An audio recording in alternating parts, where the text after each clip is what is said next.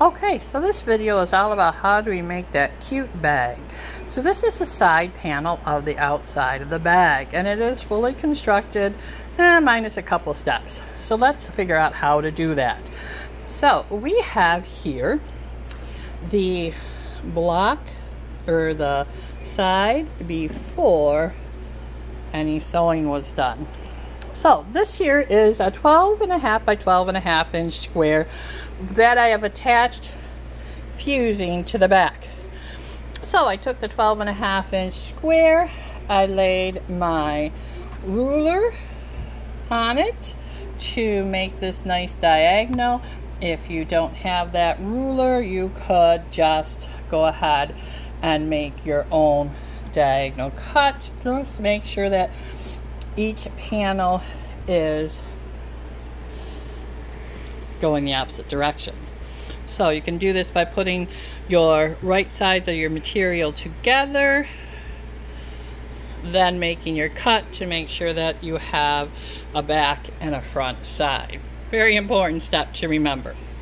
So then we have what are going to be the sides of the tote bag.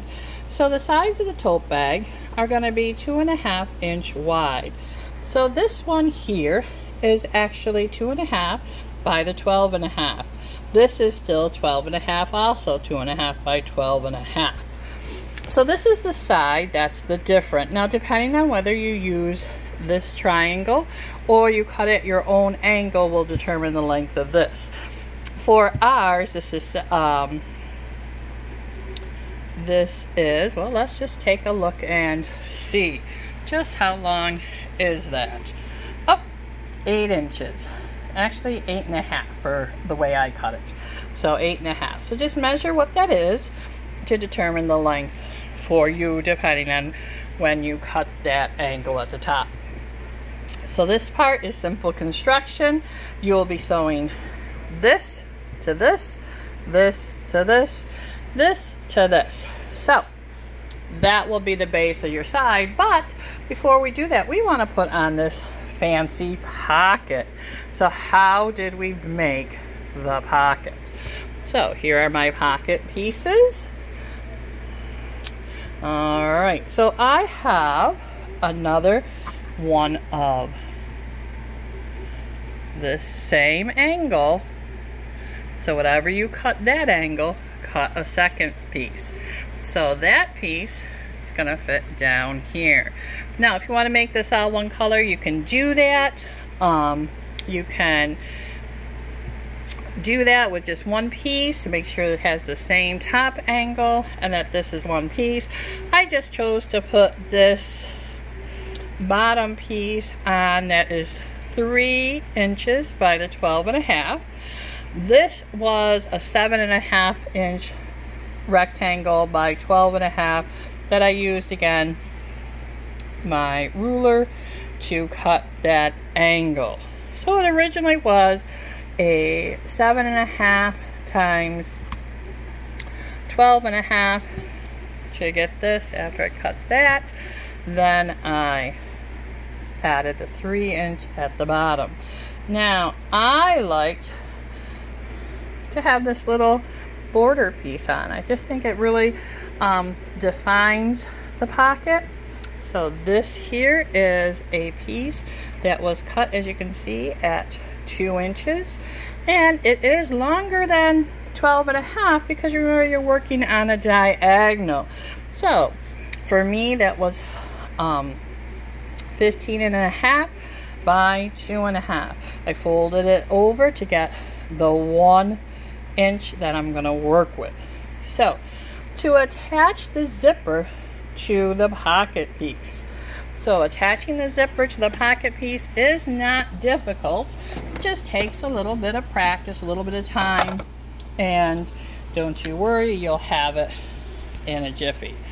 So you lay your zipper onto the piece. Now I chose to use a longer zipper.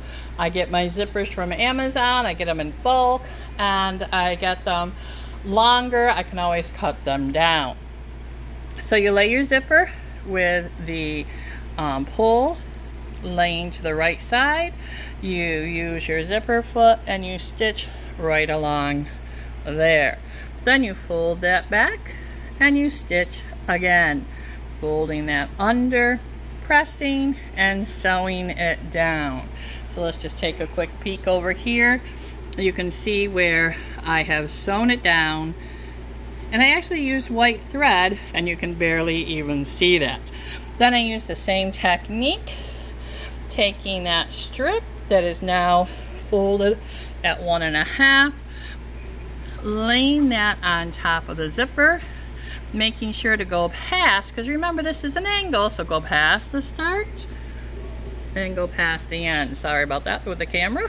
Alright, so again you're going to lay that over it, making sure that your folded part, because you don't want any raw edges when you put this down. You want your raw edges to be at the raw edge of the zipper. You're going to sew that on, then you're going to fold it all back and sew again. So then your raw edges are actually tucked in behind here. When you sew that top in, tucks them right behind. This is your folded edge, so you don't have any raw edges. This is the folded edge, and you're going to want to sew that down when you place it on top of your right side of the fabric here for your side. So this is how that's going to be. This will be sewn to the top. So you'll have that sewn to the top, fold it over. Too many fingers, not enough fingers, I guess. Let's just set this like this. If I can get one pin in there, one moment, sorry. Alright, so we can get that in there, then you can see you fold that over, and you sew it down.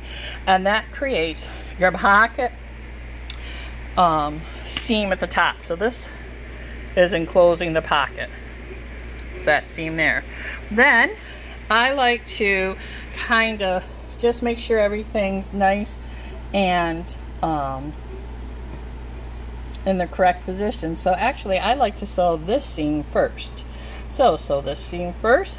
That gives you the bottom of the pocket.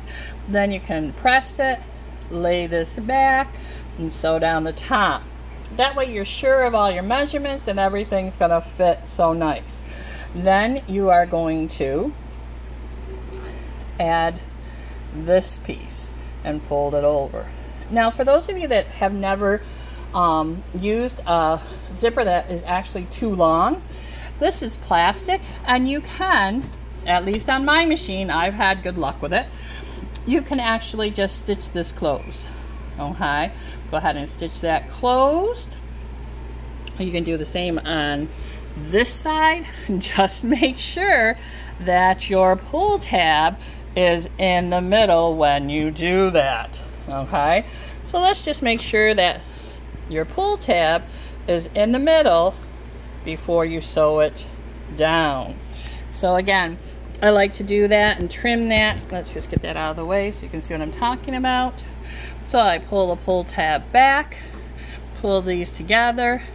Now that's in my way for demonstration purposes. And sew this closed. Okay, so you just want to sew that closed, and then you can trim off the excess. I like to make, I don't like to cut it right where it's supposed to be. I like to give myself a little whoops room. Okay, so you can see how that is here. This is closed right here. This is where I close the zipper on this side. Then I put the side panel on and sewed it down. Again, on this side it's the same thing. You can see that I stitched it closed first, and then I reinforced it when I put the other panel on. So you're just laying these on top, sewing it down, laying this one on top, sewing it down, laying this one on top, sewing it down. Everybody has their own way of doing their straps. I like to do the fold it to the middle and fold it over. So my strap is actually cut at 6 inches, by 21 inches. I then fold it and press it to the middle, fold it and again press it to the middle. I stitch down this side, stitch down this side, and then I go in and do it again. So here is actually my stitching. So you can see that I stitched once at 1/4 inch and then in again, and that gives you this 2 parallel line rows, and that's what holds your strap together. Now some people like to put interfacing in it. If you want to put interfacing in, by all means, it gives it a little stronger handle. I like it soft in my hands, so I normally don't do that. Now for the zipper at the top that's going to actually close your bag, I like to add a little element here just to make it cute. You don't have to do that. Again, I did the same as with the purple. I cut an extra long strip and I sewed it onto the zipper just like we did before, okay? And that just gives it this little extra element, gives it this little edging, just makes it cute, okay? But it's the same procedure. Now, so that's the outside of the bag. When attaching the straps, I just measured in 2 inches, and made the seam, the handle go on straight. Didn't want it slanted, wanted it to go straight across. Just laid my ruler on there, and as you can see, it's 2 inches in. I measured this part, it's about 1 inch down, and I sewed it there. Again, 2 inches in, and it is about 1 inch down when before I put the zipper on. Okay, so that is the basic construction of the outside of the bag. Now we want to have our bag be lined. Now I don't know about you, but I love pockets.